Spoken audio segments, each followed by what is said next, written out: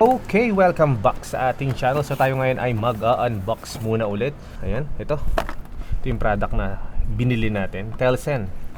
So sa mga nagbumotor, familiar sa inyo to. Yan, familiar sa inyo. Yan yung clamp na kinakabit para sa motor gamit yung mga action cam natin. Yan, pero syempre dahil hindi naman tayo nagmumotor at wala tayong motor, meron tayong paggagamitan nito na gustong gusto ko talaga, kaya ko binili to at saka napaka-importante para sa akin. Wait lang, kunin ko yung action cam natin. Okay, so ito yung action cam natin. So dito natin siya gagamitin. Papakita ko sa inyo kung anong gamit nito, tong clamp na to, para dito, kung bakit ko siya kailangan. So let's go, open muna natin. So anong meron sa loob? Telsen yung brand na binili natin. So ito yung dati natin binili, Telsen din to. Ayan, so suki tayo sa Telsen lagi. Tsaka yung mga tripod nating iba. Ayan, so ito yung nilalagay sa leeg, kiniklip para instant dito mo ilalagay yung action cam mo, para nakasabit lang.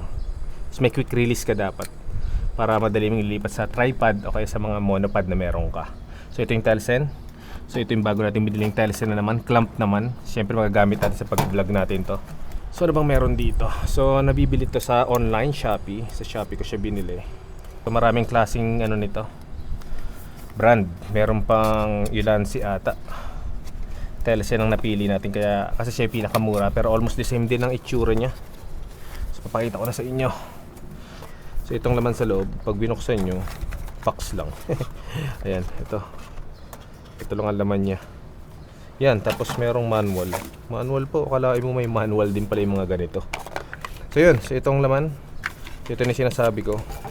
So ito na siya, yung clamp. Ayan, oh. So ayan, meron siyang dito iniipit. Ito yung ginagamit nila pang ipit. So may extra sa loob, pang sikip pa kasi maluwag yan eh. So pag mas maninipis yung pagkakabitan mo, pwede mong gamitin to. Yan, para mas tight yung paglalagyan mo. So ang maganda dito, kita nyo to, pag ito niluwagan nyo yung gitna, na igagalaw-galaw nyo na yan. Ayan, oh. So ang galing ng joint nyo, parang joint ng kamay. So pwede nyo itong i-clamp sa iba, sa tripod o sa kahit anong pole. At the same time, ito pwede nyo pang grip din ng iba kung anong gusto nyo grip dito. Yung iba ginagamit to, dalawang pole pang hawak sa mga motor. Yan, para sa mga action cam nila. Pero dahil wala naman tayong motor, hindi natin ito gagamitin. So plastic. Ito parang plastic lang to, pero hard plastic siya. And this one is parang aluminum ba to? Parang aluminum lang siya. Aluminum siya. Tigas. So may mga iba-ibang klaseng ganito online. Merong plastic lahat eh. Plastic siya, pero ito kasi ano siya, makapal, tsaka matibay, tsaka mabigat. So malalaman mo talagang ano siya, legit. Kaya siguro yung price niya different. Siguro half yung price nito doon sa mga ibang brand. Pero syempre, kung may budget ka na, konti na lang, bili ka na nito. So yung presyo nito meron sa description, lagyan natin yung link ng Shopee para makita nyo at makabili kayo. Tsaka ito na yung pinakamura na brand na nakita ko. So yung mga nagbumotor na nagbo-vlog dyan, alam nyo na to. Pero ang binili natin, Telsen ang brand. Yung iba Ulanzi binibili. Pero sa akin subok na kasi ito kasi nakabili na ako nito. So hanggang ngayon buhay pa rin. So bumili rin tayo nito. So ngayon, saan ba natin gagamitin to? So sa akin kasi, action cam ko ito, mabilis siyang mag-overheat. So pag naka 4K kasi ako, ilagay ko dyan, di ba? Yan, pag nag 4K ako, yan, pag iniiwan ko lang siya. Pag 4K kasi ginagamit sa video, mabilis mag-overheat to. Lalo sa Pilipinas, mainit. Hindi naman tulad sa ibang bansa malamig. So yung mga nagbo-vlog dyan na ano, ewan ko ngayon ha, pero ito kasi luma na to.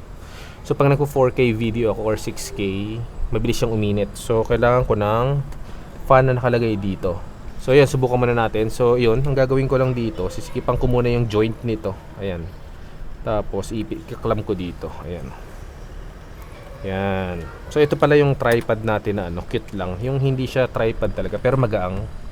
Lagay din natin yung link nito para may makabili. Ang brand nito ay Ambitful. So ginagamit dito ng iba kasi mas magaang compared sa ibang mga tripod. So pag on the go, magandang gamitin ito. Mahaba to. So ito mga 12 feet mahaba. Basta nasa 12 feet, ilalagay natin description nito para malaman nyo kung anong detail meron itong tripod na to. Cute na tripod. Hindi mo kailangan malalaking tripod na pang camera. Ito pwede mong daling kahit saan eh. So yun nga, balik tayo dito. So ilalagay lang natin ito dito. I-clip ko yan dyan ng ganyan. Ayun na dyan. luluwagan mo yung clamp. Tapos ikot mo na ng ganyan. Ayan, tighter. Tapos syempre, ayan. So ang gamit dito, ayan pag itong ginamit yung joint, para yan dito sa silver. So pwede nyo itaas-taas yan. So pwede mo itutok na ganyan. Itututok ko yan ng ganyan. And then sikipan na natin. So sisikip na yan sabay, taas tsaka baba. So ayan, tight na siya. So after nyan, meron tayo nitong fan. So gagamitin natin dito pag nag-overheat. So ito na ang solusyon sa problema ko pag matagal siyang naka-record. Kasi kadalasan umaabot ako ng almost 30 minutes pataas ng naka 4K. Mag-iinit tapos mag-shutdown siya. So hintay mo lumamig. So if ever meron kang ganitong fan, yung portable, pwede mong iipit dito. Ayan iniipit ko lang yun dito. So pwede naman, kaya namang i-hold. Ayan ma-hold siya. Ayan kita mo. Ayan. So tingnan nyo, galing no. So pwede na siyang fan. Pag inon ko to, natin, bubuga na siya ng hangin. Ayan, maingay lang. Pero anyways, naka-external mic naman tayo. So hindi importante yung record ng audio dito kasi nakahiwala yung audio natin. So hindi naman maririnig yan pag naka-record. So off na natin. Ayan. So tignan nyo, nakatutok lang siya sa camera natin, sa action cam. So hindi na siya mag-overheat. So solve na yung problema natin sa overheating ng camera natin pag nag-vlog o pag nagre-record ng steady o yung tutok ng camera. Kasi yun talaga naging problema lalo pag summer. Init talaga niyan. So yun ang gamit ito, kaya ako binili yung clam na to. So hindi lang yun. Siyempre pag hindi naman ganoon mainit, pwede ko rin siyang gamitan nitong ilaw. Ayan, pag gumagamit tayo, pag content minsan pag madilim na, kailangan natin ng ilaw. Bumili ako nito. Ayan, mura lang yan. So 100 pesos lang ata tong na to. So ilagay natin link para kung sino gusto bumili. Ayan kinakabit lang yan dyan. Actually pang camping ko to Ayan, Warzone na solar. Na-review ko na to. So ginagamit ko to pang fill light minsan pag madilim na. So ilalagay ko lang to. At ngayon dahil meron na tayong handle na ganito na clamp. Ayan, galing ilalagay mo lang dyan. So sikipan mo lang siya. Ayan. Pag masikip ka na, meron ka ng ilaw. Tingnan nyo. Ayan galing meron na siyang ilaw. So meron ka na, ganda magiging itsura niyan. Ganda magiging itsura niya. Ayan ito nyo, galing no. So meron ka ng ilaw. Meron akong clamp. Nakakamp na siya, diba? Stig. So kahit man to, yun ang kagandahan dito sa na to, sa Telsen na clamp na to. Ano siya, yung grip niya, kaya yung i-hold, kaya yung mag-hold ng mabigat. Tsaka talaga kasing solid, So ganoon din, kung meron kayong power bank, kailangan nyo ng battery ito habang naka-record, pwede nyo i-clip din dito. Then put nyo yung wire, and then magkano na siya, magkakaroon na siya ng battery, hindi mo na kailangang problemahin baka malobat yung action cam mo habang nagre-record ka ng mga long form video o yung steady shot natin. Yan, so yun lang ang dahilan natin kung ba't natin binili to. Kasi yun nga, sa overheating nito. So nakakuha na tayo nakasolve tayo ng paraan kung paano palalamigin to pag nasa labas. Kasi nga minsan pag naka 4K nga tulad ng sabi ko, sobrang init niya, nag-iinit talaga siya. Siyempre pag mainit, mag-off. So sayang yung record mo, hindi mo mamamalayan. So yun ang gamit. So di ba? Pang ilaw na, pang palamig pa pag meron kang fan. So sa mga naghahanap, sa mga may ganyan din problema tulad ng sa akin sa overheating ng mga action cam, pwede rin pala sa camera yan. So kahit anong camera pwede rin. Basta sa tripod pwede nyo i-clip to. So dito yung fan. So hindi kayo mong problema kung mag-overheat yung inyong camera o yung unit nyo na ginagamit nyo. So ito na yung Telesin clamp natin. Ayan, Telesin clamp. Tiba yan, solid, mabigat.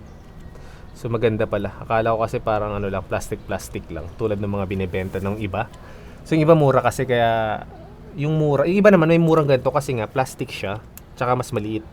So ito kasi solid siya, kaya medyo may kamahalan siya. Medyo doble ata yung price dun sa mga regular na ganito rin na plastic.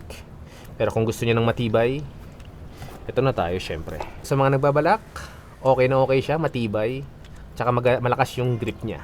So yan, hanggang dito lang po ang ating video. Thank you for watching. Please like and subscribe and hit the bell button para puma-update pa tayo sa mga sunod nating mga video dyan. Goodbye and God bless. Ciao!